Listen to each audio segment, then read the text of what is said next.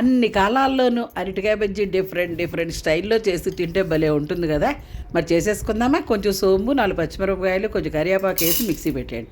తర్వాత కొంచెం ఉప్పు వేసి కాస్త నీళ్లు పోసేసి అరటికాయ ముక్కలు కోసి అందులో నానేసేయండి, కలర్ మారకుండా ఉంటుంది. 2 గుప్పులు శనగపిండి, 1 గుప్పుడు బియ్యం పిండి, కొంచెం పసుపు, కొంచెం వాము వేయండి. పొట్టనొప్పి రాకుండా ఉంటుంది. పసుపు యాంటీబయాటిక్గా పనిచేస్తుంది. తర్వాత మిక్సీలో కొట్టినటువంటి మిశ్రమాన్ని వేసేసి ఈ కన్సిస్టెన్సీ వచ్చేలాగా ఇలా కలిపేయండి జారుగా. తర్వాత చిటుకుడు సోడా వేయండి. అరటికాయ బజ్జీ బాగా పొంగుతుంది. నిలువుగా ముంచి అరటికాయ ముక్కని అడ్డంగా లేపి అందులో వదిలేయండి. అంతే, అరటికాయ బజ్జీ రెడీ అయిపోతుంది. చిన్నపిల్లల కాడి నుంచి ముసలాళ్ళ దాకా ఎవరికైనా సరే అరటికాయ బజ్జీ అంటే అదుర్స్ కదండి. ఒక్కటి తాగి మధ్యాహ్నం పూట 2 అరటికాయ బజ్జీలు తింటే అబ్బా, ఆ రుచి వర్ణించలేమండి, అంత బాగుంటుంది. మరి ఇంకెందుకు ఆలస్యం, మీరు కూడా రకరకాల స్టైల్లో నానమ్మ చాలా మోడల్స్ పెట్టింది అరటికాయ బజ్జీలు. మరి మీరు కూడా రెడీ చేసేసుకోండి.